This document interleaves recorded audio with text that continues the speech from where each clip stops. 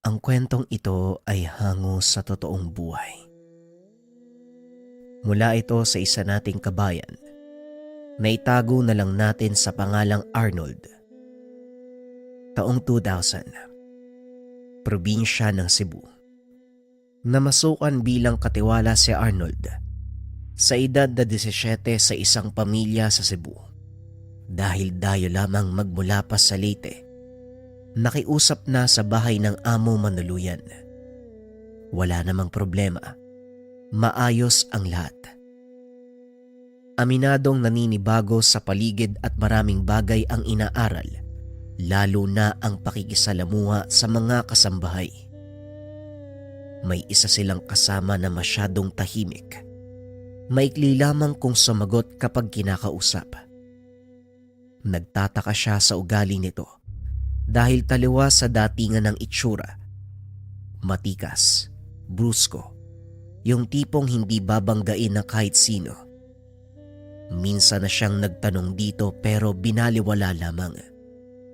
Wala ring ideya ang ibang kasama dahil hindi nagbabanggit ng tungkol sa buhay. Arnold, huwag mo masyadong pansinin si Sig. Kahit anong tanong mo dyan, hindi ka sasagutin.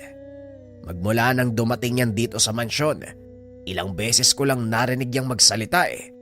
Masasayang lang ang oras mo kaya hayaan mo na siya. Naguguluhan kasi ako mang ato eh. Tahimik siya pero yung itsura niya, siga. Parang yung mga nakatambay sa kanto tapos kung sino-sino yung sinisita. Ganun yung datingan ng itsura niyan eh. Hindi pare-pareho ang tao, Arnold. May iba na umaangkop ang pisikal na katawan sa ugali. Meron ding hindi kagaya ni Sig. Ay nako, wag na natin pag-usapan yan. Mamaya sabihan pa tayong tsismoso. Buong maghapon silang nagkumpuni ng sasakyan. Samantalang si Sig, abala sa pag-aayos sa bahagi ng bakod. Wala sa bahay ang kanilang amo. Nagpunta sa ibang bansa para sa mahalagang negosyo. Silang tatlo lang ang naiwan. Nagsiuwian na sa probinsya ang mga kababaihang katulong, kasagsagan ng mahal na araw. Sinusulyapan niya si Sig dahil habang tumatagal ay parang may naaamoy. Mang Ato, wala ba kayo napapansin? Kanina ko pa naaamoy yung mabaho. Malansay oh. Ano kaya yun? Ang sakit sa ilong. Wika ni Arnold. Patuloy na tumitindi ang amoy sa bawat paghampas ng hangin. Baka may nakatambak lang na basura dyan sa tabi. Hayaan mo, pupuntahan ko mamaya. Alam mo naman yung mga kapitbahay natin walang pinipiling lugar sa pagtatapon. Halika rito, pakiabot mo nga yung mga flyers, ba? Ano bang tinitingin mo kay Sig? Gusto mo bang tulungan yan? Hindi naman po. Parang dun po kasi nanggagaling yung amoy. Talagang may kakaiba sa taong yan eh. Ikaw talaga kung ano napapansin mo ha. Kung hindi tayo magkakilala, iisipin kong may gusto ka kay Sig eh. Awat na nga riyan. Tulungan mo ko para matapos na tayo. Isinawalang bahala ang napansin. Hindi nagtagal na wala rin ang amoy. Nagpatuloy sila sa gawain hanggang sa matapos. Pagsapit ng gabi, silang dalawa lang ni Mang Ato ang nagapunan. Hindi sumabay si Sig sa kanila. Sa kwartong tinutulugan kumain na parabang ayaw malaman kung ano ang putahe. Dumagdag ito sa pagtataka ni Arnold. Kahit anong gawin ay kahinahinala ang tao para sa kanya. Kung hindi lang dahil sa paninita ng matanda, noon pa niya inalam ang katotohanan kay Sig. Pagkatapos sila sa kusina, nagsara kagad ng mga pintuan at bintana, pinatay ang mga ilaw at pumasok na sa kwarto. Hindi makatulog si Arnold. Bumangon siya at dumungaw sa bintana upang makalanghap ng hangin. Sa sandaling iyon ay nakita niya si Sig. Nagmamadaling lumabas at nagtungo sa kakawian. Nagtataka siya dahil muling napansin ang masamang amoy. Kagayang-kagaya kanina. At para masagot ang katanungan sa isipan ay sinundan niya si Sig. Pagdating sa labas ay wala na ito. Maging ang amoy ay hindi na nalanghap. Tinignan ng paligid kung tama rin ba ang sinasabi ni Mang Ato na dahil sa basura lamang ang naaamoy. Pero walang nakatambak doon sa tabi. Nilibot ang buong bakuran hanggang sa bandang likuran. Kaso nga lang wala. Napakamot na lang siya sa ulo. Lumakas ang kutob na ang amoy ay pagmamay-ari ni Sig. Batang to, ano ba ginagawa mo sa labas this oras na ng gabi? Pumasok ka doon sa loob. Mapagkakamalang ka, masamang tao niyan eh. Wika ni Mang Ato. Sumunod sa kanya matapos mapansing nawala sa kabilang higaan. Si Sig po kasi nakita ko umalis eh. Tapos bigla ko na namang naamoy yung mabaho. Hindi kaya sa kanya nanggagaling yun? Hindi ko po maiwasang mag-isip eh. Yang ka na naman sa mga inala mo. Pwede bang tantanan mo si Sig? Alam mong tahimik yung tao tapos masikreto. Kung ano-anong sasabihin mo. Huwag tayong mangialam sa buhay niya. Kung sa kanya galing ang amoy, ano naman? Hayaan mo siya. Hindi ka naman niya inaagrabyado ah. Wika ni Mang Ato. Gusto pa sanang magsalita pero pinigilan ng matanda. Pinapanik sa itaas. Habang nasa higaan hindi kayang alasin sa isipan ang mga hinala. Pagdating ng umaga, sumabay sa kanila si Sig. Nagulat silang dalawa dahil bihira itong mangyari. Bumati at nagsimulang magsalita. Pinagluto ko po kayo ng agahan.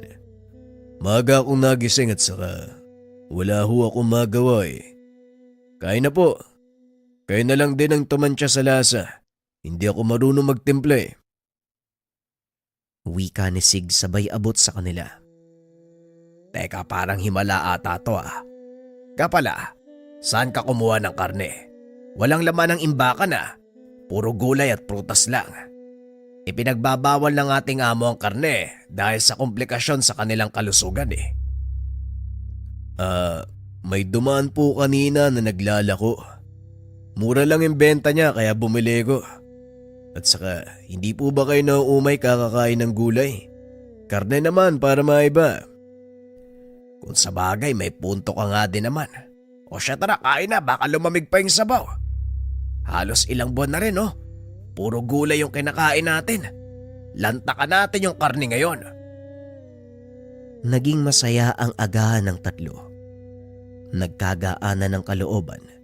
Walang tigil sa pag-uusap. Wala ang amo kung kaya't wala ring sisita. Karne pa rin ang ulam hanggang sa tanghalian. Umabot pa ito sa hapunan. Hindi lumalayo sa kanila si Sig. Sumasabay ito kung saan sila paparoon. Tuwing kainan naman ay sinisiguradong makakakain ng ihahaing karne. Dumagdag ito sa pagdududa ni Arnold. Pero dahil maayos na ang pakikitungo, isinawalang bahala na muna. Sa muling pagsapit ng gabi, naalimpungatan sa kaluskos sa labas ng tahanan.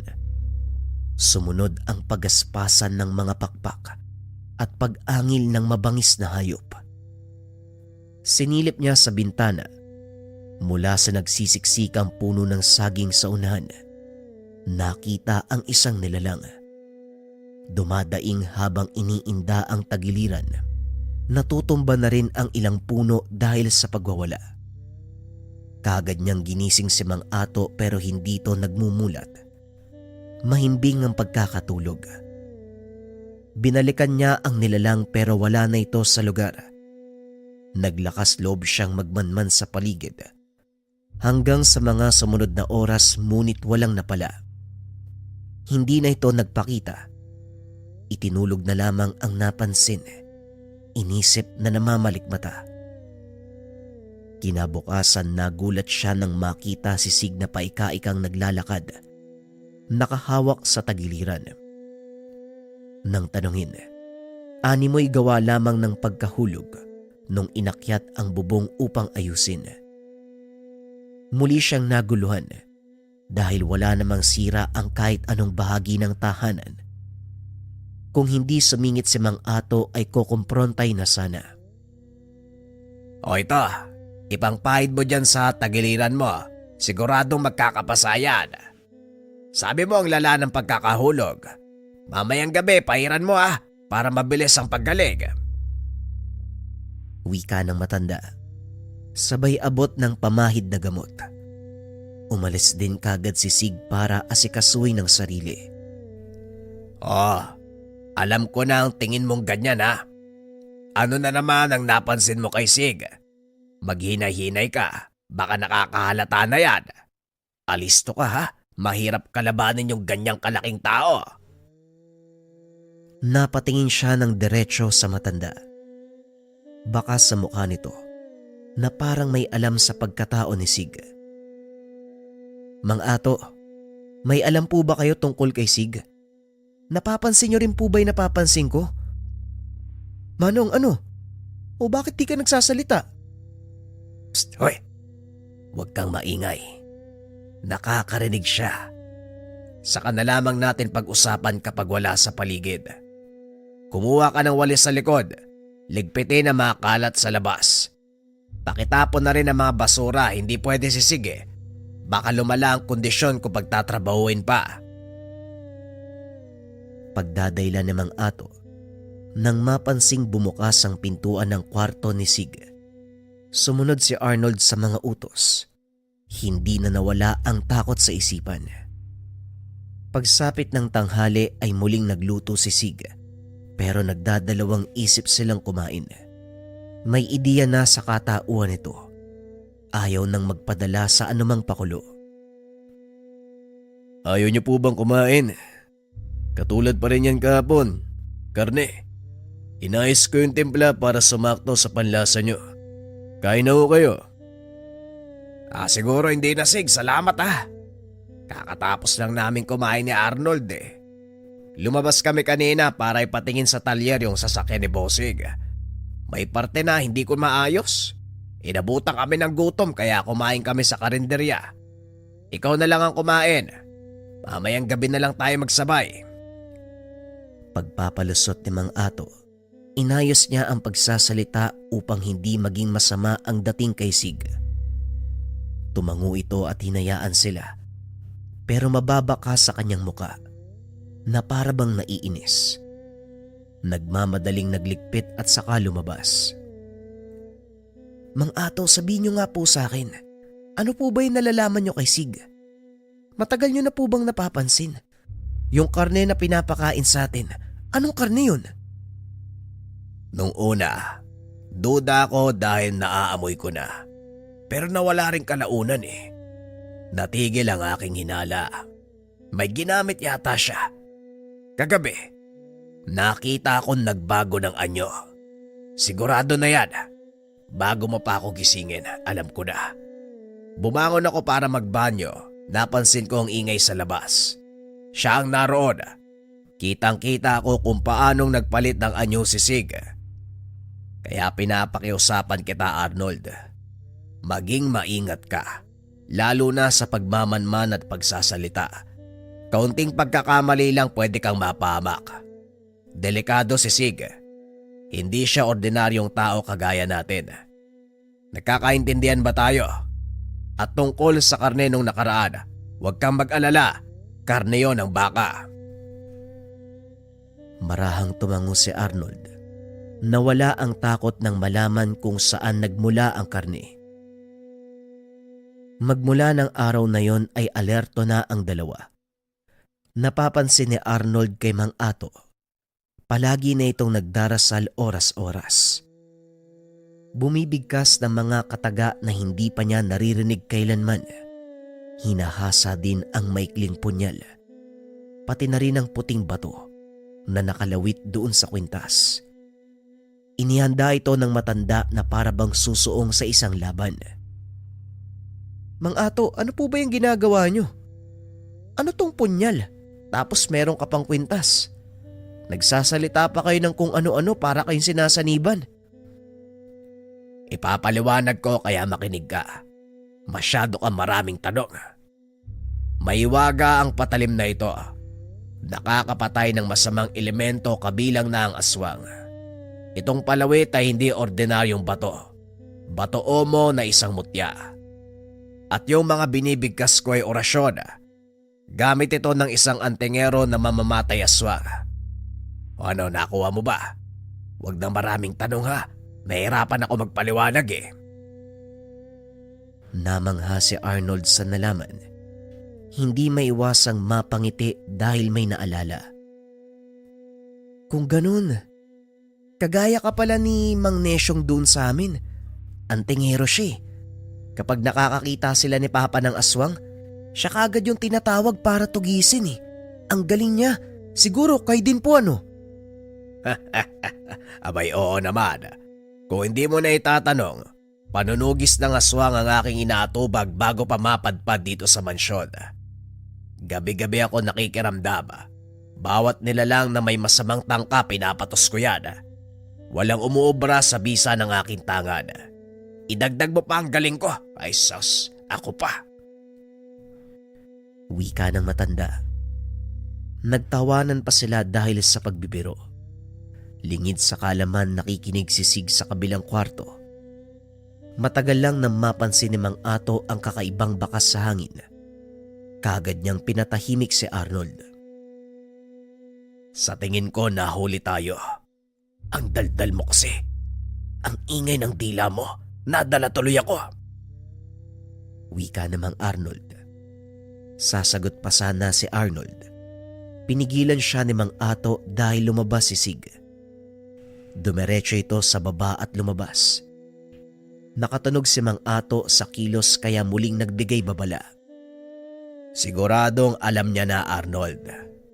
Mag-ingat ka.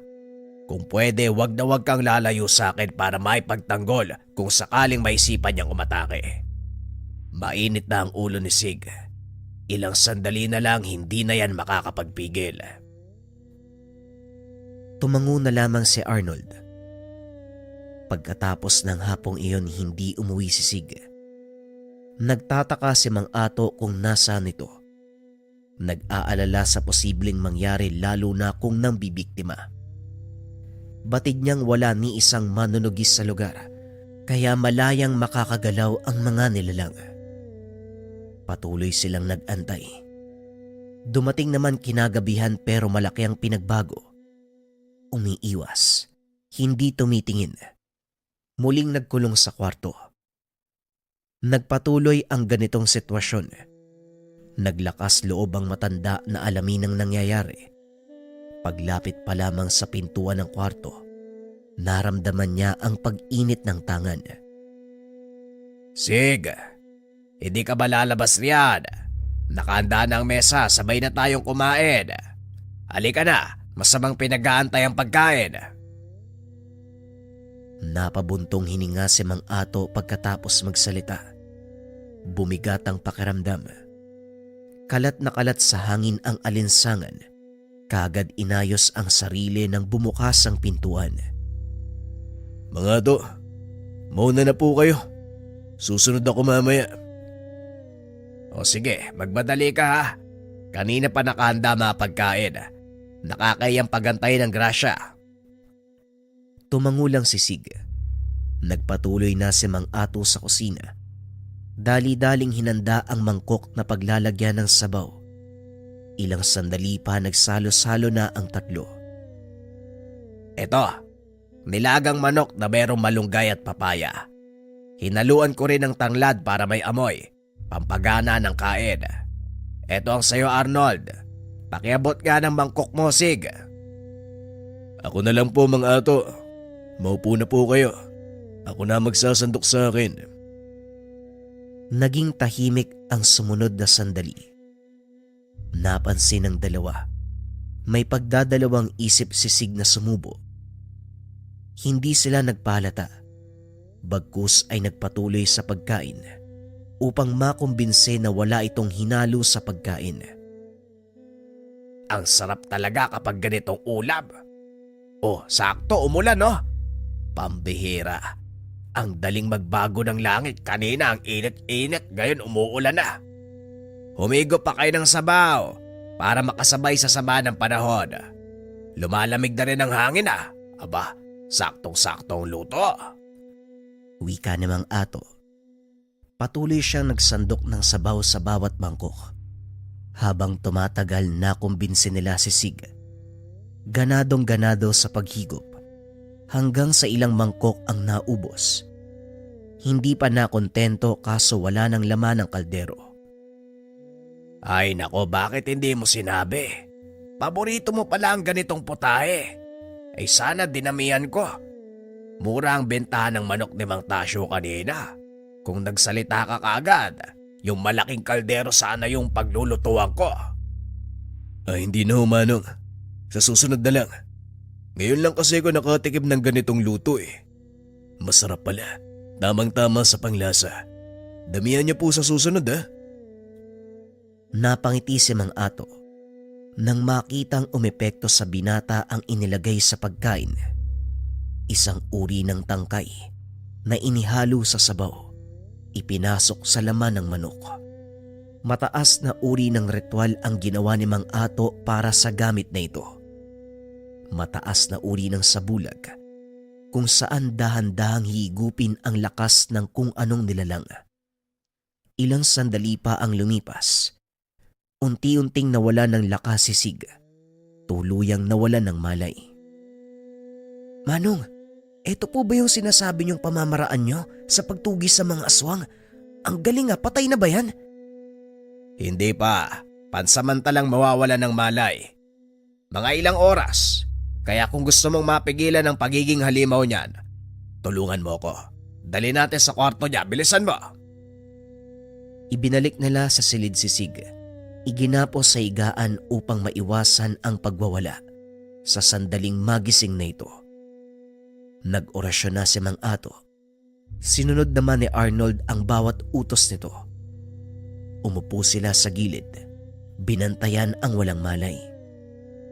Mang Ato, ano pa bang gagawin niyo dyan? Kung alam niyo ng aswang, huwag niyo nang patagalin. Mamaya tayo pa'y mabiktima dito eh. Pwede ba? Huwag ka muna magmadali. Doon din naman tayo pupunta pero susuriin ko muna ang sitwasyon. Parang kaya ko pang gamutin eh. Pwede pang alisin ang sumpa ng aswang sa kanyang katawan. Antayin nating magising. Susubukan ko kung kaya ko siyang kumbinsin. Baka mamaya pumayag na gamutin siya eh. Di hindi natin papatayin. Mamaya umuwi na yung mga amo natin eh. Malalagot tayong dalawa niyan, Manong. Ang iisipin niyan hindi aswang. Sasabihin niyan kriminal si Sig. Sa daga nga galit yun eh. Paano pa kung kriminal yung aakalain nila? Hindi naman maniniwala sa aswang yung mga yun eh. Sige na Manong, gawin na natin yung nararapat. Matagal pa bago bumalik sila amo. Kumalma ka nga lang, masyado ka natataranta. Sa paglipas ng mga oras, hindi na malaya ng dalawa. Kumalma ang mga katawan. Tuluyan silang nakatulog. Hindi na malayan ang dahan-dahang pag-alis. Nakalabas ito ng bahay, pero dahil nanghihina na ang katawan at sa tulong ng suot na tanga ni Mang Ato, nabigyan sila ng babala. Nasundan kung saan nagpunta si Sig. Huwag ka nang magtangka, Sig. Alam na namin ang sekreto mo. Wala na rin magagawa kung susubukan mo pang tumakas dahil nanghihina ka na.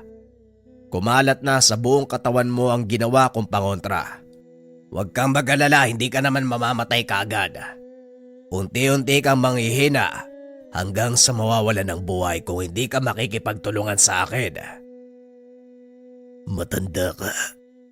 Akala ko nagkakaintindihan tayong dalawa. Hindi ka marunong umunawa. May lahi akong aswang, pero hindi ako nang bibiktima ng kahit sino. Bakit nangingialam ka ng buhay ng ibang tao? Nag-iisip ka ba? Antingero nga ako eh. Malamang mangingialam ako sa buhay ng aswang.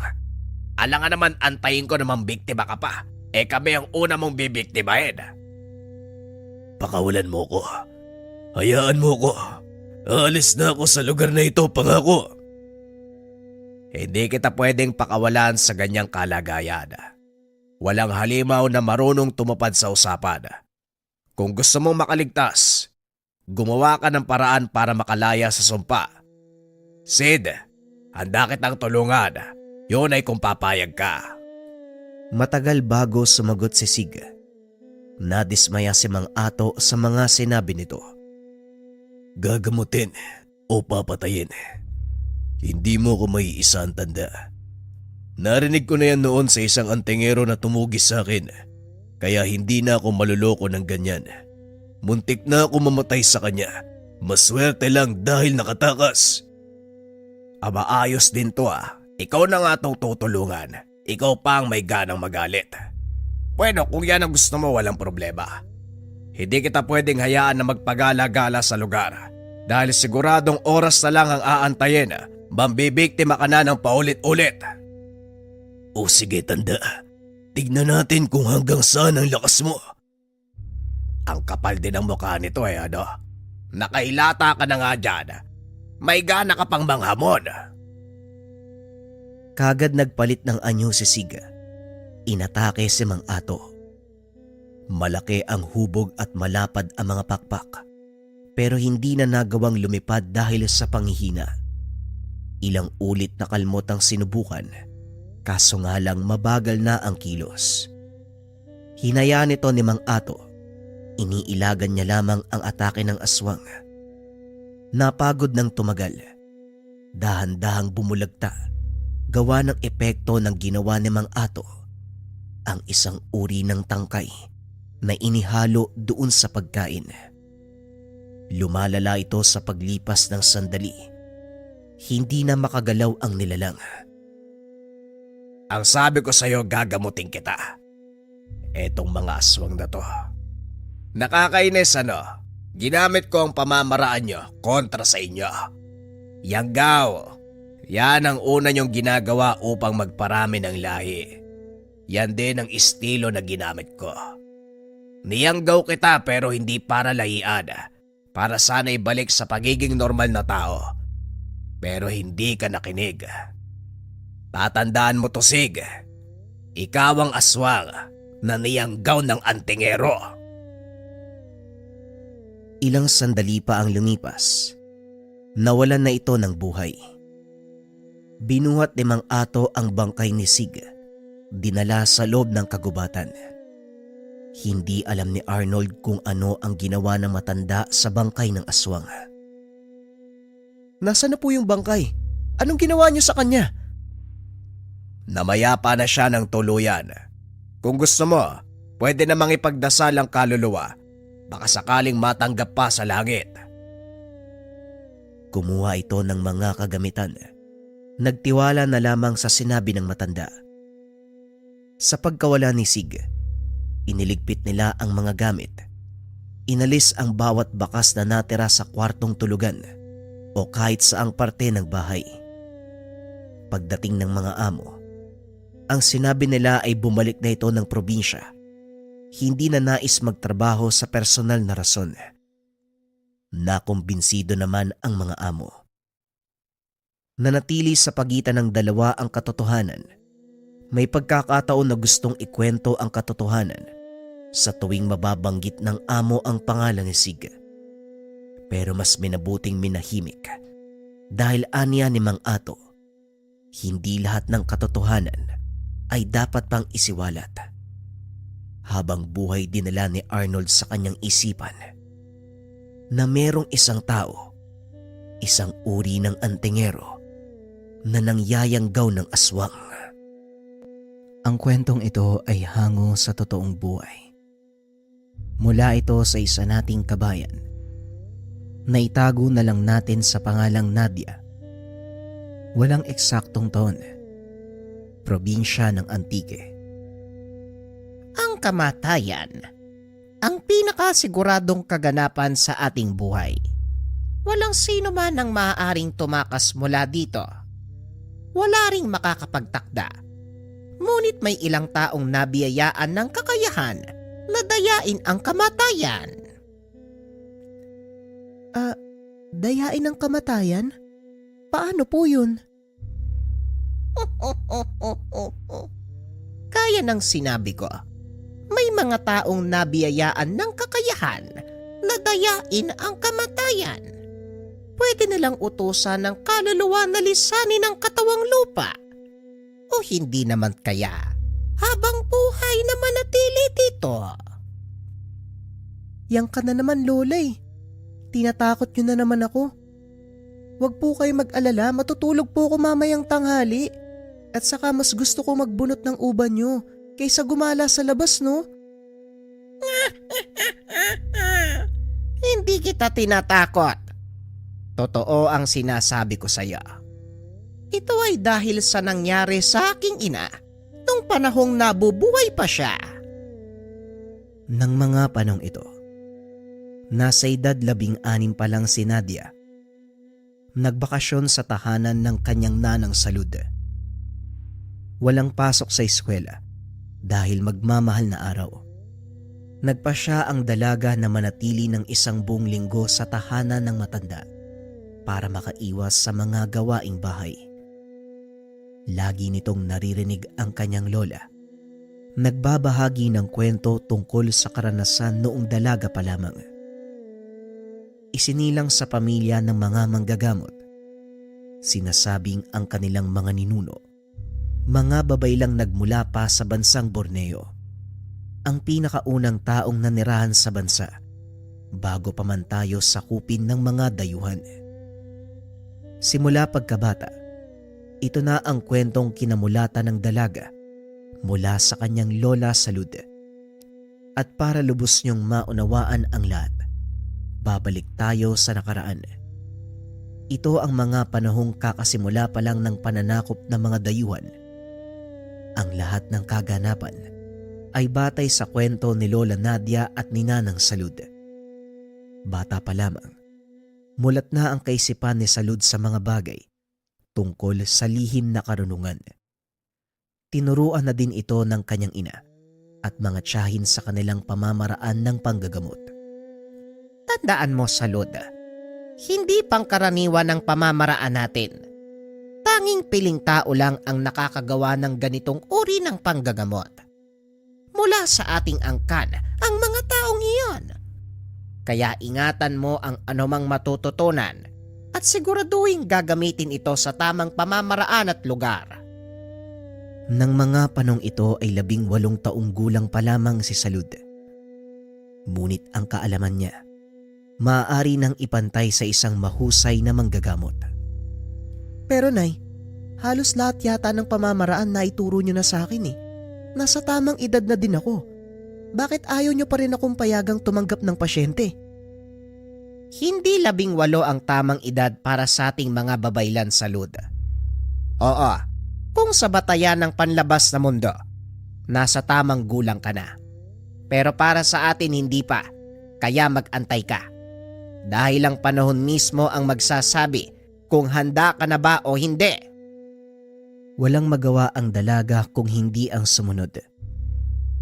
Nakontento na lang ito sa pagtulong sa kanyang mga magulang, lalo na kung dumadayo sila sa ibang bayan para manggamot. Nag-ikot ang kanilang pamilya sa iba't ibang lugar para manggamot. Marami ang nag-aabang ng kanilang pagbisita. Dahil ng mga panahong nangyari ang kwento, wala pa masyadong alam ang mga tao sa modernong medisina. Tanging mga albularyo, serohano, babaylan at mananambal ang inaasahan. Sa kasamaang palad, ang ilan sa mga ito ay pinili na lang na itigil ang gawain dahil na rin sa panguusig ng mga praileng Espanyol. Kasagsagan ng revolusyon kontra Espanya ng mga sandaling ito, pilit isinasa ilalim ng pamahalaang Espanya ang bansa sa paniniwalang Katolisismo. Ngunit hindi nagpapigil ang angkan nila Salud. Ipinagpatuloy nila ang adhikain sa kabila ng panganib na kinakaharap. Palaging nalalagay sa alanganin ang buhay ng mga babaylang naglalakbay. Gayunpaman, kahit mga babae ang karamihan sa mga kasapi, hindi naman sila basta-bastang napapasuko ng mga gwardya sibil. May kaalaman sa pakikipaglaban ang mga kaanak ni Salud. Maliban pa dito, May isang itinatagong lihim na kakayahan ang ina ng dalaga. Ito ang tinatawag na haplos ng kamatayan. Sa isang hawak o kalabit lang nito sa taong papatungkulan, kagad itong babawian ng buhay. Bagay na kinakatakutan ng mga nakakarap nilang sundalong Espanyol. Hindi rin nakakarating ang ganitong kaalaman sa pamunuan ng mga dayuhan dahil sinisigurado nila walang makakaligtas kung sakaling harangin sila ng mga ito. Nasaksihan ni Salud kung paanong gamitin ng ina ang kakayahan. Maging ang dalaga ay nangilabot dahil hindi nito lubos akalain na may ganong kalakas na kapangyarihan ang kanilang angkan. Ito ay nang minsan silang magpahinga sa tabing ilog. Saktong napadaan ang mga dayuhang sundalo. Inosisa ng mga ito ang kanilang kagamitan. Napag-alaman na ang pangkat nila Salud, mga babaylang manlalakbay. Inaresto ng mga gwardya sibil ang ilan sa kanila. Ngunit bago madala sa kabisera para sa paglilitis, isa-isang nagsipagbagsakan ang mga sundalo. Nangisay ang mga ito at sumabog ang mga ulo. Para bang tinamaan ng bala mula sa mataas na kalibre ng baril. Ano pong nangyari, Nay? Bakit sila bumabagsak? Mamaya ka na magtanong. Tulungan mo muna akong kalagaan ng mga kasama natin. Kailangan nating makalis sa lugar na ito bago pa dumating ang mga kasama nila. Dali-daling kinalaga ng dalaga ang kanilang mga kasama. Nagsipag-alisa na ang mga ito. Delikado palang lugar na ito, Nay. Maraming pagala-galang gwardya sibil. Hindi lang gwardya sibil ang pagala-gala sa lugar na ito. Marami ring mga mambabarang at mangkukulam na laglipa na sa paligid. Kaya mas makakabuti kung umalis na tayo dito. Naglakad ang kanilang pangkat papunta sa isang pamayanan na nasa gawing dulo ng bayan. Kagad silang sinalubong ng mga tao dahil kilala na ng mga ito. Bilang pinuno ng pangkat, nakipag-usap si Aling Senang sa namumuno sa baryong iyon. Pumayag naman ito na manatili sila sa lugar. Mabuti na lang mabait ang pinuno ng baryo. Maging ang mga tao, hinayaan nila tayong manatili, Nay. Wika ng dalaga habang naghahandang matulog. Tama ka. At yan ang dapat mong pasalamatan, Salud. Bilang pagtanaw sa kanilang kabaitan, magsasagawa tayo ng panggagamot bukas sa mga tahanan. Kaya matulog ka na. Baka sa pagkakataong ito, matupad na ang kailangan mong tumanggap ng pinakaunang pasyente. Isang tanong na lang po, Nay. Ano po ang ginawa niyo sa mga gwardya? Bakit po sila namatay? Biglang tinakpan ni Aling Senang ang bibig ni Salud. Huwag kang maingay. Mamaya may makarinig sa'yo eh. Isumbong tayo sa mga gwardya sibil. Hindi natin mapagkakatiwalaan ng mga tao sa baryong ito. Biglang nanahimik si Salud. Napagtanto na maaaring manganib ang buhay nila sa lugar na iyon. Pasensya na po, Nay. Hindi po ako nag-iisip. Wala tayong dapat pagkatiwalaan sa panahong ito. Ang nangyari kanina, hindi dapat pag-usapan sa labas ng ating pamayanan. Hayaan mong makabalik tayo sa nayon at doon ko ipapaliwanag ang lahat. Natulog ang mga ito. Kinabukasan nagsagawa ng panggagamot sa baryong iyon.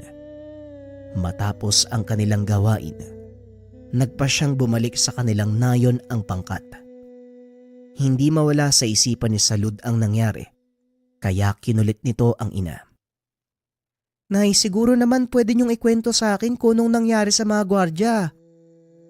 Ay nako, ubod ka ng kulit, Salud. O siya, maupo ka. Sasabihin ko sa'yo ang nangyari. Naupo ang dalaga at nakinig sa kwento ng matanda. Ayon kay Aling Senang, ang ginamit niyang kakayahan ay tinatawag na haplos ng kamatayan. Kalintulad ito ng isa pa nilang kalaman na kung tawagin ay awit sa hangin. Ang kaibahan nga lang, Ang haplos ng kamatayan ay may kakayahang utusan ang kaluluwa ng taong patutungkulan. Kayang utusan na lisanin ang katawang lupa nito. Samantalang ang awit sa hangin, nagagawang makapaminsala o makagamot ng karamdaman sa pamamagitan ng pagbulong ng taong patutungkulan. Alam ko po ang tungkol sa awit sa hangin. Hindi ba yan ang gamit natin sa panggagamot? Pero ang haplos ng kamatayan, ngayon ko lang po yan narinig. Yan ang kakayahan na ginamit ko sa mga gwardya sibil. Mapanganib ang kakayahang ito. At kung hilingin mong ituro ko sa iyo, pasensya na Salud, pero hindi ito ang tamang panahon para matutunan mo ang aral na yan. Hindi naman namilit si Salud na pag-aralan ang kalaman dahil nakita nito ang maaaring mangyari kung sakaling matutunan niya ito at gamitin. Ngunit lingid sa kaalaman ng dalaga, ito ay likas sa kanilang angkan, lalong-lalo na sa kanya. Natuklasan ito ni Salud nang minsan siyang malagay sa alanganin. Napag-utusan ang dalagang magatid ng mga langis na pangbanyo sa kanyang pinsan sa kabayanan. Nagpa siya ang ina na palakaring mag-isa ang dalaga upang hindi paghinalaan. Okupado na ng mga gwardya sibil ang bayan. Ngunit habang naglalakad sa daan ang dalaga, nakasalubong nito ang gwardya sibil at may kasamang praile. Nagpatuloy sa paglalakad ang dalaga na parang walang nakita. Sandali lang, Iya. Saan ka pupunta? Gabi na. Dapat sa mga kagaya mo, nananatili sa tahanan. Magandang gabi po sa inyo. Pauwi na po ako sa bahay ng pinsan ko. Doon po ako pansamantalang naninirahan. Ganun ba? O siya, tumuloy ka na. Kawaan ka ng Diyos. Nagpatuloy sa paglalakad ang dalaga. Kaso nga lang bigla itong hinawakan ng isa sa mga gwardya sibil. Sandali lang, isa kang pagano. Hindi ka man lang nagbigay ng galang kay Padre Hernando sa pamamagitan ng pagmamano. Halika, sumama ka sa amin. Nagpumiglas ang dalaga. Kaso nga lang wala na itong nagawa. Malapit na sila sa plaza nang biglang mapahinto si Salud sa paglalakad. Nakarinig ito ng marahang pagbulong sa kanyang tenga na nagsasabi, "Utusan mo ang kanilang kaluluwa. Magagawa mo ito. Magtiwala ka lang." Sa hindi malamang dahilan, biglang hinawakan ni Salud ang kamay ng isa sa mga gwardya sibil. Tumumba ang lalaki. Nanlaki ang mga mata ng praile sa nakita. Nagsipagtakbuhan naman ng mga kasama nitong gwardya. "Anong ginawa mo sa kanya, Iya? Halika, sumama ka sa akin. Siguradong pag-iinitan ka ng mga Espanyol sa ginawa mo." Dali-daling tumakbo ang mga ito papasok sa isang tahanan. Nagulat si Salud dahil naroon ang pinsan nitong si Constancia. "Salud, anong nangyari? Bakit nandito ka? Magandang gabi, Padre Hernando." Ay nako, itong pinsan mo, Constancia. Napatay ang isa sa mga gwardya sibil. Mabuti na lang nandun ako. Nagawa ko siyang itakas. Huwag mo muna siyang papalabasin. Ako nang bahala sa mga dayuhan. Si Padre Hernando ay isang Pilipinong praile. Nag-aral ito sa Espanya at kalaunan ay naging pare. Nang malaman nitong sasakupin ng mga Kastila ang bansa, nagpa siya itong maglingkod bilang isang praile at sumama sa mga dayuhan pabalik ng bansa. "Maraming salamat, Padre Hernando. Mag-iingat kayo pabalik sa kumbento." Nakatulala pa rin si Salud ng mga sandaling iyon. Hindi nito maunawaan kung ano ang nangyayari. "Sabihin mo nga sa akin, paano nyo naging kakampi ang isang praile?" "Hindi yan ang tanong dito. Anong ginawa mo sa gwardya sibil?" Balik tanong ni Constancia. "Hindi ko rin alam, Manang. May narinig akong boses na bumulong sa akin eh. Nautusan ko daw yung kaluluwa ng mga gwardya sibil. Nagulat na nga lang ako eh, dahil nangawakan ko yung kamay ng isa sa kanila bigla na lang tong bumagsak. Nanlaki ang mga mata ni Constancia nang marinig ang sinabi nito. Anong ibig mo sabihing hinawakan mo? Niloloko mo ba kami, Salud? Hindi po, Manang. Yan po yung totoong nangyari. May narinig pa nga po akong boses eh. Sinunod ko lang po yung sinabi niya. Hindi ako nagsisinungaling. Kailangan tong malaman ng nanay mo. Bukas na bukas sasamahan kita pa uwi. Kakausapin ko si Tia Senang. Buong gabing nanatiling gising si Salud. Pilit nitong iniisip ang mga nangyari. Halos hindi na nakatulog ang dalaga. Napapikit lang ito sandali at kagad ding nagising dahil naman sa tilaok na mga manok. Nagpaalam na ito sa pinsang babalik na sa kanilang nayon at gaya ng sinabi ni Constancia, sinamahan niya ito para kausapin si Aling Senang. Nagulat ang matanda sa mga narinig dahil hindi nito lubos maisip na magagawang makapatay ng kanyang anak. Paanong nangyari ang bagay na ito? Hindi ko tinuruan si Salud kung yan ang iniisip mo, Constancia. Pinagbawalan ko siyang gumamit ng kahit anong kakayahan, lalong-lalo na kapag nagpupunta sa bayan. Si Padre Hernando mismo nakakita ng pangyayari at hindi lang yun, Tia. May mga gwardiya sibil pa siyang kasama ng mga sandaling yun. Kaya nangangamba ako, maaaring makarating sa Konstable General ang kaganapan. Mahabaging lalahon. Malaking gulo nga ang ginawa ni Salud. Sige, Constancia, ako na ang kakausap sa aking anak. Dali-dali nitong pinuntahan si Salud sa kanyang silid. Kinausap niya ito ng masinsinan. Ngunit gaya ng sinabi ng dalaga sa pinsan, hindi rin ito nauunawaan kung ano talaga ang nangyayari. Hindi ko rin maintindihan, Nay. Bigla ko na lang narinig sa isip ko yung boses eh. Tapos hindi ko na namalayan yung mga susunod na kaganapan. Nakita ko nagtatakbuhan na yung mga gwardya eh. May isa sa kanila nakandusay na sa lupa. Ang bilis po nung kaganapan eh. Dito napagtanto ni Aling Senang na totoo ang sinasabi ni Constancia. Hindi rin ito makapaniwalang magagawang gamitin ng dalaga ang kakayahan na tinatago ng kanilang angkan.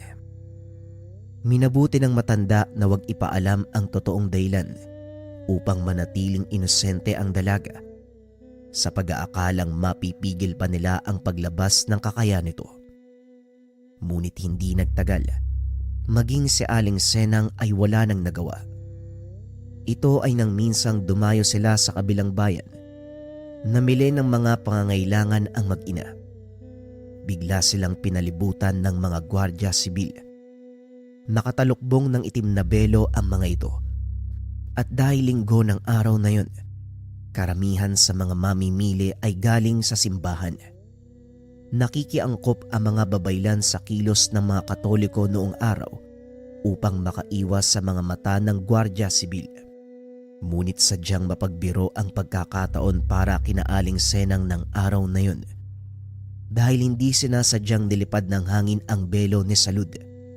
Napansin ito ng isa sa mga sundalong Espanyol. Alto, senyorita. Humarap ka sa amin sa ngalan ng hari ng Espanya. Huminto ang dalawa. Dali-daling dinampot ni Salud ang nahulog na belo. Despensa, senyor. Ano pong may paglilingkod namin sa inyo? Kilala ko ang babae niyan. Siya ang kasama ni Padre Hernando sa plaza ng nakaraang araw. Siya ang pumatay sa isa naming kasama. Pasensya, senyor. Pero ngayon lang kami nakababa sa bayang ito. Kaya imposible ang sinasabi mo. Gagawin mo pa akong sinungaling. Sige, huliin sila. Sumakto ng mga oras na yun. Wala nang gaanong tao sa gawin ng merkado. Kaya naman malayang nagagamit ni Aling Senang ang kakayahan. Nilapitan nito ang mga gwardiya at isa-isang hinawakan sa kamay.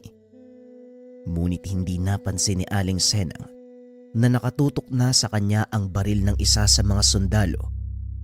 Imbis na tumakas, dali-daling tumakbo ang dalaga papunta sa kinakatayuan ng ina. Tinulak niya ito, dahilan para maiwasan nila ang bala. Nang mga sandaling iyon, isa-isa nang nagbagsakan ang mga sundalong nahawakan ng matanda. Ang tanging naiwan na lang ang bumaril sa kanila. Ngunit hindi rin ito nakaligtas dahil nagawa itong mahawakan ni Salud. Tumayo ang dalaga sa likod nito habang nagkakarga ng bala sa baril ang sundalo. Hinawakan ito sa pisngi. Biglang nanginig ang katawan. Dahan-dahang napaluhod hanggang sa tuluyang nawalan ng malay. Nanlaki ang mga mata ni Aling Senang. Napatunayan ito na kusang lumalabas ang kakayahan ng dalaga.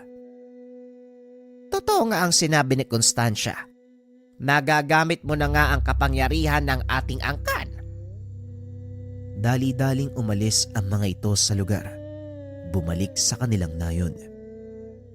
Kinausap ng masinsina ni Aling Senang ang dalaga. Maigpit itong binilinan na wag lalabas ng baryo. Pero bakit naman, Nay?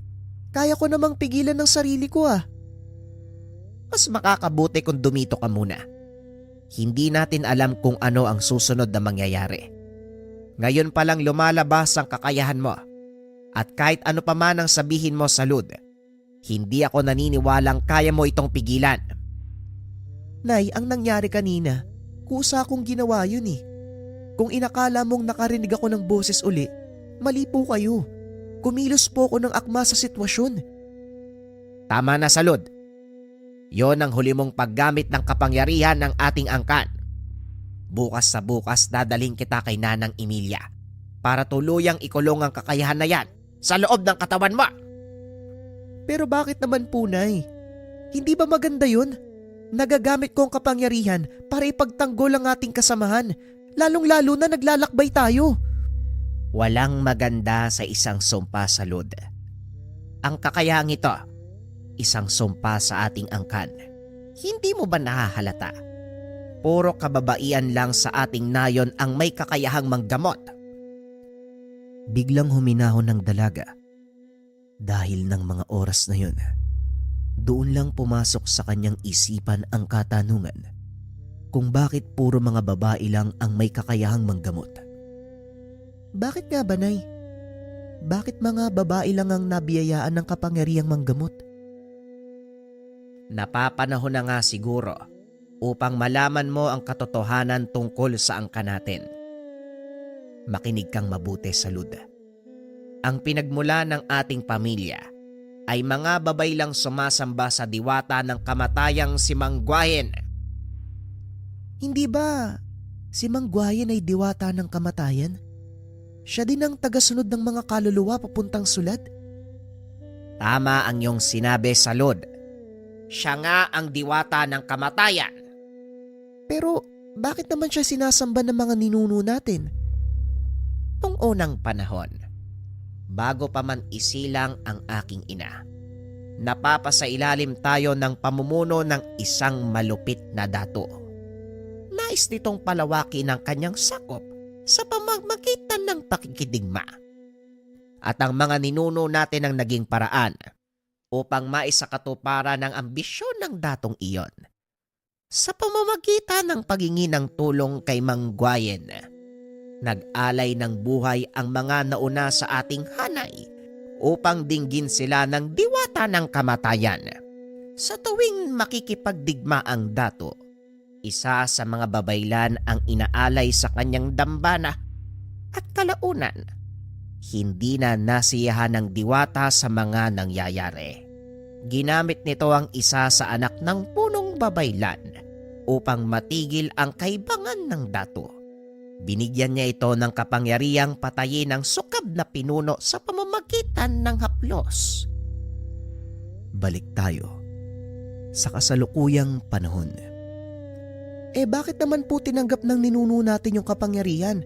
Alam naman nila na sumpa yun, di ba? Yon ay sa pagnanais na makamta ng ganap na kalayaan sa kamay ng malupit na pamumuno. Mamaya ng mga katanungan, pakinggan mo muna ang kwento. Balik tayo sa nakaraan.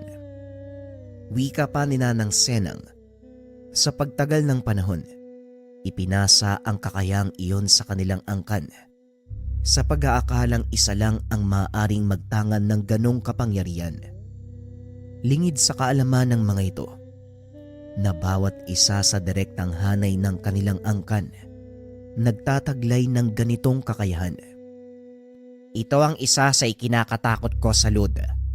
Lumabas ang kakayahan mo at hindi mo ito magawang pigilan. Kaya maigpit kong ipinagbabawal ang pagtuturo sa iyo ng mga makalumang kakayahan. Hindi naman may iwasan yan, Nay. Ito ang buhay natin. Gustuin mang takasan pero hindi na maaari. Magtiwala ka lang sa akin, Nay. Alam kong ginagawa ko. Wala namang nagawa si Aling Senang kung hindi hayaan si Salud na gamitin ang likas nitong kakayahan. Sa paglipas ng mga taon, malaki ang naitulong ng dalaga sa kanilang pangkat. Hindi rin may iwasan na sundan sila ng panganib. Ito ay nang malaman ni Aling Senang, pinahuli ng Konstable General si Padre Hernando sa salang pagtataydor sa bansang Espanya. Dumalo si Salud at Aling Senang sa pagpapataw ng parusa sa praile. Balak sana itong iligtas. Ngunit napakaraming tao ng mga oras na yun. Mahihirapan silang kumilos, lalo pat wala sa plano ang kanilang gagawin. Nabigo ang mga babaylan sa pagliligtas sa kakambing praile. Ngunit bago pa man ito mahuli, nag-iwan ito ng sulat sa pinsan ni Salud. Malungkot ang pangyayaring ito, Tia Senang. Ngunit hindi tayo dapat mawala ng pag-asa. Merong hinabilin sa akin si Padre Hernando bago siya hulihin ng mga konstable. Habang inaabot ang isang piraso ng papel, binasa ito ni Aling Senang. Kailangan nating hanapin ang taong nagngangalang Jeronimo. Kasalukuyan silang nagbabalak ng himagsikan. Si Padre Hernando mismo ang nagtatag ng samang iyon. Paano po natin gagawin yan, Tia? Limitado na ang galaw natin. Tama ka, Constancia. Mapanganib na ang lumantad sa kabayanan dahil maaaring nagkalat na sa paligid ang mga konstable. Hindi na tayo maaaring lumabas ng nayon ng basta-basta. Ang kailangan nating gawin, lubusang mag-ingat para mahanap ang taong yon. Tara, umalis na tayo. Naging maingat ang mga babaylan sa kanilang mga kilos. Ngunit hindi rin maiwasan ng mga ito ang bumaba ng bayan para mamili ng kanilang mga pangangailangan. Salud, samahan mo ang mga pinsan mong bumaba ng bayan. Kailangan mamili ng pangkonsumo. Mag-iingat kayo. Ako na po ang bahala, Nay. Pangako, uuwi kami ng ligtas. Lumakad ang mga ito papunta sa bayan at gaya ng sinabi ni Aling Senang, nagkalat na sa paligid ang mga konstable. Sa takot na mahuli, hindi na tumuloy ang mga ito. Minabuti nilang bumalik na lang sa nayon at ipaalam sa ina ang nangyari. Kailangan na nating mahanap ang sinasabing tao ni Padre Hernando sa kanyang sulat. Sila lang ang makakatulong sa atin, lalong-lalo na sa ganitong panahon. Hindi tayo makakilos nang hindi napapansin ng mga kalaban. Ngunit paano natin mahanap ang Jeronimo na yon? Wala tayong alam sa pagkakakilanlan o taong nakakakilala sa kanya. May maliit na mapa sa likuran ng sulat, ngunit matatagpuan ang lugar na yon sa mismong kabisera. Mahihirapan tayong kumilos bilang pangkat. Kaya mas makakabuti kung pipili tayo ng isa para isagawa ang paghahanap. Bakit hindi na lang po ako yung utusan nyo, Nay? Kaya ko naman pong pumuslit sa mga gwardya. At isa pa, hindi rin kagad ako mapapansin. Ngunit hindi pumayag ang ina. Hindi maaari, Salud. Delikado para sa iyo magpakalat-kalat sa paligid ng bayan. Nakakalimutan mo na bang pinaghahanap ka ng mga gwardya sibil? Sa kasamaang palad, wala sa mga kasama nila ang may lakas ng loob na gawin ng plano, kaya wala ring nagawa ang matanda.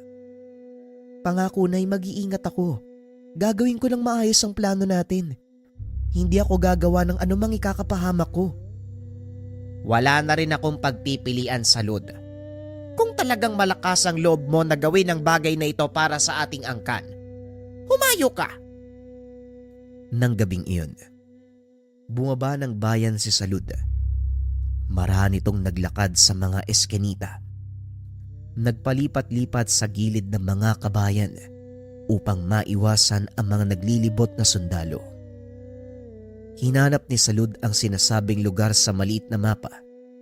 Natagpuan niya ito sa isang gibang simbahan. Marahang pumasok ang dalaga. Laking gulat nito nang bigla siyang hablutin ng isang lalaki. Anong ginagawa mo dito? Oras na ng gabi. Mamaya makita ka ng mga konstable. Siguradong mapapahamak ka. May hinahanap lang po akong tao. Ang pangalan niya ay Jeronimo. Dito ko'y tinuro ng mapa ni Padre Hernando. Sabay pakita ng kaperasong papel. Anong kailangan mo? Bakit mo siya hinahanap? Kailangan namin ng tulong ng kanyang samahan. Nasa panganib ang aming nayon eh. Mula sa pagsalakay ng mga sundalo ng Espanya. Alam kong may dahilan si Padre Hernando kung bakit niya pinapahanap sa akin ng taong yun. Kawawa naman si Padre Hernando. Dahil sa pagmamahal sa bayan, pinapatay ng mga dayuhan sa sariling lupa. Halika, sumunod ka sa akin. Dali-dali namang sumunod si Salud sa lalaki.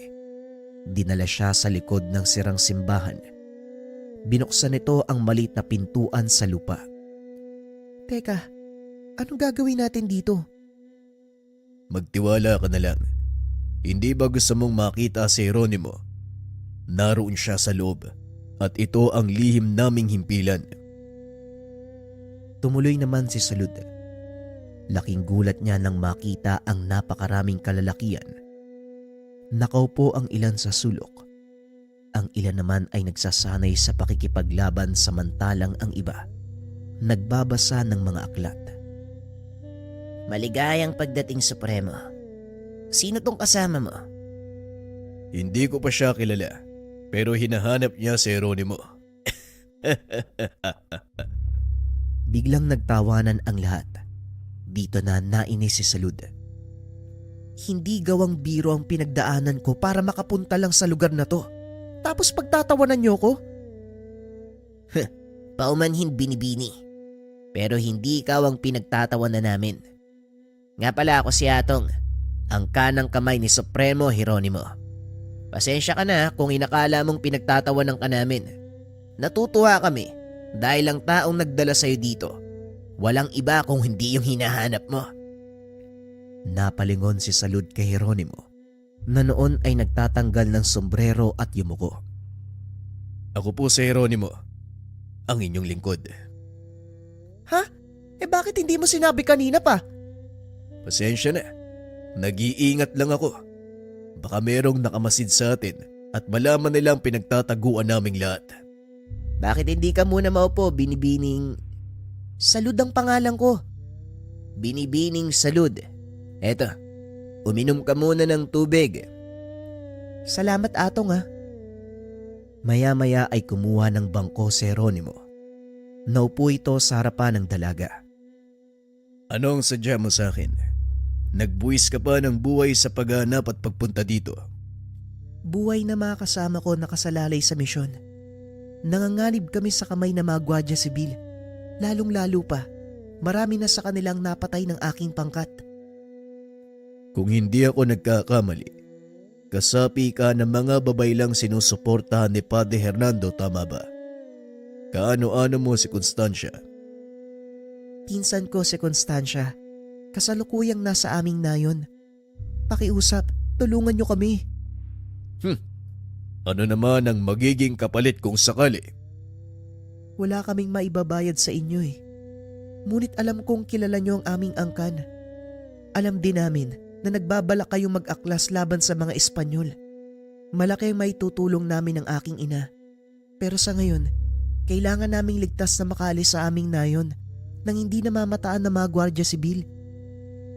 Paano ako makakasiguro na hindi ka sisira sa iyong salita? Sa pagkakaintindi ko, hindi naman ikaw ang pinuno ng inyong pangkat. Nanay ko ang kasalukuyang namumuno at ako ang susunod sa kanyang pwesto. Kung may isang bagay man ako maipapangako sa inyo, yon ang katapatan naming mga babaylan. Lumingon si Hernando sa kanyang mga kasama. Kinuha ang pagsang-ayon ng mga ito. Isa-isang nagtanggal ng sombrero ang mga kalalakian. Inilapag sa mesa bilang pagsang-ayon. Pumapayag na ang aking samahan. Sige, gagawa kami ng paraan para maitakas kayo mula sa inyong nayon. Ang kailangan ko lang malaman ay eksaktong bilang nyo, nang sa ganon makapaganda ko ng lugar para sa inyong lahat. Nang gabing iyon, pinag-usapan ng dalawa ang magiging hakbang. Kinabukasan maagang bumalik si Salud sa kanilang nayon. Mabuti naman at ligtas kang nakabalik. Anong nangyari sa lakad mo? Tagumpay po, Nay. Nakasunod na sa akin si Jeronimo, pati na rin ang kanyang mga kasama. Kailangan pong maganda ng ating mga kanayon. Mahusay, Salud. Pasensya na kung pinagdudahan kita. Nag-aalala ko sa maaaring mangyari sa iyo. Maganda na po kayo, Nay. Anumang oras darating na ang pangkat ni Jeronimo. Habang nag-uusap ang mag-ina, biglang pumasok si Constancia at may dala itong balita. Sana lang may dala kang magandang balita, Salud. Dahil paparating na ang pangkat na mga Gwardiya Sibil. Kasama nila ang Konstable General, si General Leoncio. Anong sinabi mo? Magmadali kayo. Sabihan niyo mga kasama natin na magsipaganda. Kanya-kanyang kilos ang mga ito para lumikas. Nagtago ang mga babaylang kababaihan sa loob ng gubat. Samantalang ang mga kalalakiyang may kakayahang lumaban nanatili upang ipagtanggol ang nayon. Nasaan si Salud? Habang hinahanap sa paligid ang dalaga, naroon siya kasama ng mga kalalakihan. Habang nakaturo sa pinsan, may hawak itong sibat sa kaliwang kamay at meron ding itak sa kanan. Nababaliw na talaga yung pinsan mo. Bilisan mo, Constancia. Tawagin mo siya. Akmang lalabas na sana ito sa pinagtataguan nang biglang makarinig ng malakas na pagsabog. Dali-daling bumalik ang dalaga sa tabi ng matanda. Lumingon si Salud sa kinaroroonan ng ina at tumango. Patnubayan ka nawa ng diwatang si Mangguayen. Maya-maya pa ay nakita na nila ang napakaraming Gwardiya Sibil, armado ng mahabang baril. Habang papalapit ang mga ito, abot leeg ang kaba ng mga babaylan dahil alam nilang walang panama ang mga sibat at itak sa sandata ng mga kalaban. Ngunit sa hindi kalayuan, nakarinig ng sigaw si Salud. Fuego! Ubusin sila! Walang ititira ng buhay! Nang lingunin ng dalaga, nakita niya si Jeronimo kasama ang pangkat. Napangiti na lang ito. Tila nabuhayan naman ng loob ang mga kasama ni Salud, kaya kagad nagsipagsugod ang mga ito. Hindi inasahan ng Konstable General ang pakikisali ng pangkat ni Jeronimo, kaya nagulat ito at kamuntikan pang mahulog sa kabayo. Mga walang hiyang Indio, ang lalakas ng loob niyong kalabanin ng hari ng Espanya. Sige, soldados, ubusin sila! Habang nakikipaglaban ang mga kasama, nakita ni Salud ang sariling naglalakad sa kalagitnaan ng mga ito, papunta sa kinaroroonan ng Konstable General.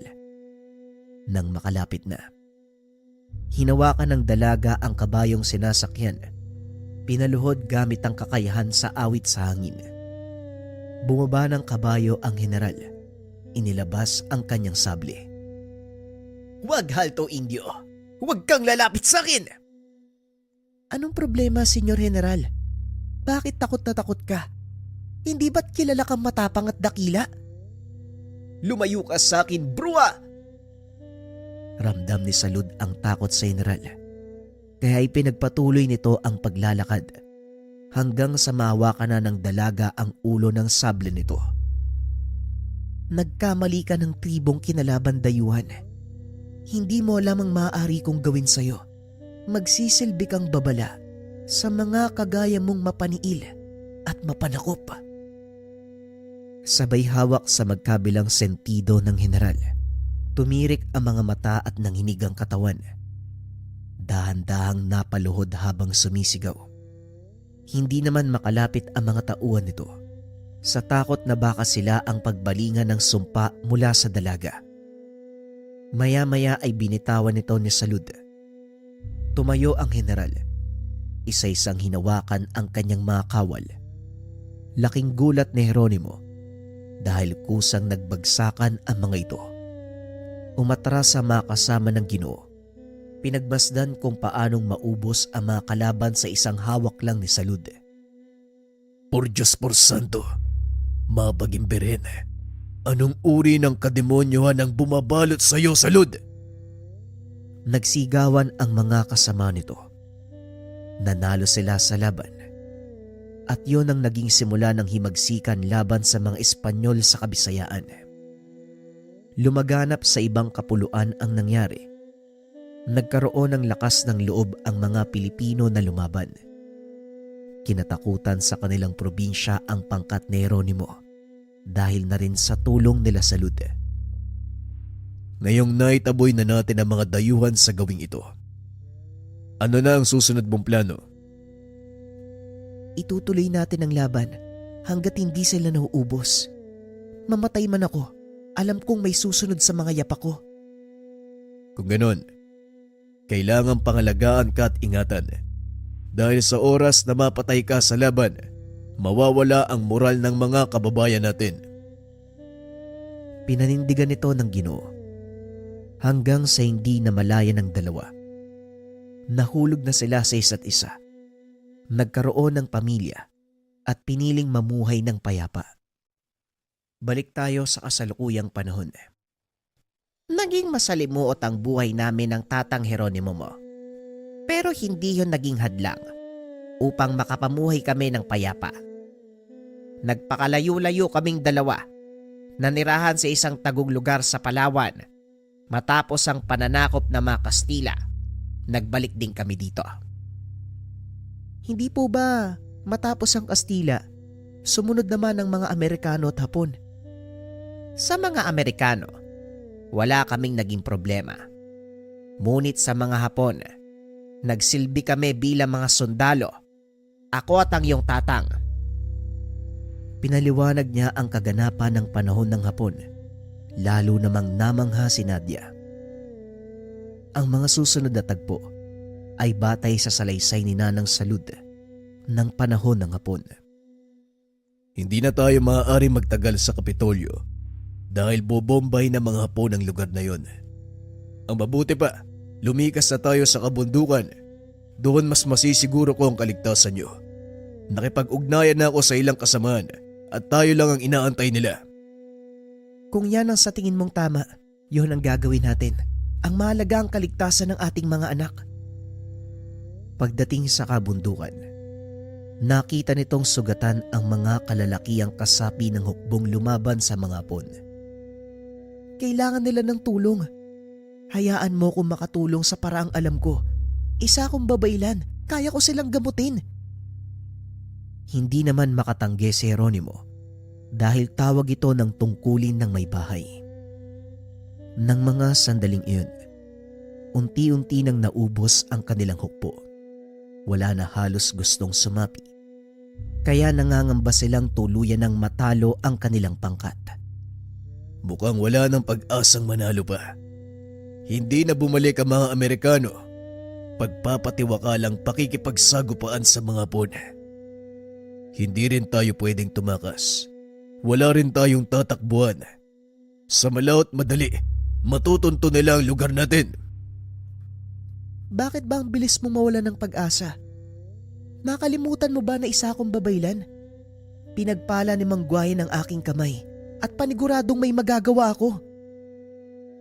Nagsagawa ito ng ritual sa gitna ng kagubatan. Hindi alam ng kanilang mga kasama ang kakayahan nito. Kaya minabuti ni Salud na itago ito sa kanila. Nagkatay ng manok ang ginang. Ipinatak ang dugo nito sa apoy habang nag-uusal ng mga engkantasyon. Biglang tumahimik ang kapaligiran na tila ba may kung anong paparating. Ilang sandali pa, nakita ng dalaga ang dalawang kalalakian nakatayo sa harapan ng ginawa niyang siga. "Tinawag mo kami, babaylan. Anong kailangan mo sa amin?" "Maraming salamat sa pagtugon, kaibigang Aurelio. Paumanhin kong nagambala ko ang inyong pagpapahinga. Ngunit naharap na naman sa kaguluhan ng bansa." "Ano nagbigay sa iyo ng kasiguraduhan na tutulong kami?" "Sa ayaw at sa gusto nyo, tutulong kayo. Kung ayaw mong ubusin ko ang lahi mo, mukhang nakakalimutan mo na yata ang kapangyarihang kong taglay." Nagkatinginan ang dalawang lalaki at lumuhod. "Ipagpaumanhin mo. Anong may tutulong namin sa inyo?" "Kailangan ko ng ilang malakas na gabunan mula sa inyong angkan, Aurelio. Gusto kong tumulong kayo sa pakikipaglaban sa mga dayuhang sumakop sa ating bansa." "Tatalima ako sa gusto mong mangyari. Ngunit ipangako mong magiging malaya kami mula sa inyong mga kamay sa oras na matapos ang lahat." "Walang problema. Nangangako ako." Sabay sugat ng kanyang kamay, ipinatak ito sa nagniningas na apoy. Ang pakikipagkasundo na yun ang naging simula ng tagumpay ng hukbong bayan laban sa Hapon, o mas kilala sa tawag na hukbalhap. Balik tayo sa kasalukuyan. "Grabe, Lola. Kayo palang nagpatawag sa mga aswang? Totoo pala yung bulong-bulungan ng mga aswang ang nagpalaya sa mga Hapon, hindi mga Amerikano." Huwag kang maingay. Mamaya magising ang tatanghiron mo. Papagalitan pa tayo. Oo, ako ang nagpatawag sa mga aswang upang labanan ng mga Hapon. Hindi lubos maisip ni Nadia na ang kinabibilangan niyang angkan, isa sa mga naging susi para magtagumpay ang pagpapalaya ng ating bansa. Maraming mga Hapon ang nagtago sa kagubatan. Nahirapan ang mga Amerikano sa paghahanap. At dito naging kapaki-pakinabang ang malalakas na pang-amoy ng mga aswang. Tinugis nila ang mga natitirang sundalong Hapon hanggang sa tuluyang maubos. May ilang piniling sumuko at binigyan ng pagkakataong makauwi sa kanilang bayan. Ngunit karamihan sa kanila ay namatay o nagpakamatay dahil sa kahihiyan. "Alam mo, Lola, lalo kong pinagmamalaki yung pinanggalingan nating pamilya. Biruin mo, mga tagong bayani tayo." Yan ang dapat mong ipagmalaki, Iya. Mula ka sa angkan ng mga babaylan na pinagpala ni Magwayen. Paano naman po yung kakayahan nyo na makapag-utos ng kaluluwa? Matapos kong isilang ang iyong ina, isinuko ko ang pagiging babaylan. Total, tapos na rin ang digmaan ng mga panong iyon. Kaya wala na akong paggagamitan ng ganong kalakas na kapangyarihan. Ganun po ba? Pero kahit na, masaya pa din ako at ipagmamalaki ko sa lahat na yung lola ko isang magaling na manggagamot. Nadia, abat gising ka pa pala. Matulog ka na ng bata ka. Bukas maaga pa tayong gigising eh. Kaninang hapunan nyo pa pinag-uusapan yung talambuhay ng lola mo ah. Inggit lang po kayo kasi hindi ko nabanggit ang pangalan nyo. Pero lolo, ipinagmamalaki kita. Simula nang malaman ni Nadia ang pinagmulan, nagpa siya itong manatili sa kanilang probinsya para doon mamuhay. Nakapagtapos sa kolehiyo ang dalaga sa kursong edukasyon at nagturo sa sikat na pamantasan sa probinsya. Bagaman sa modernong panahon, hindi kinalimutan ni Ma'am Nadia ang nangyari sa kanyang mga ninuno. Nanatiling sariwa sa alaala ang kanyang mga narinig at habang buhay na dadalhin. Taas noong ikikwento sa kanyang mga magiging anak ang buhay ng kanyang lolo Heron at lola Salud. Lalo na ang pinagmulan nilang angkan na may kakayahang gamitin ang haplos ng kamatayan.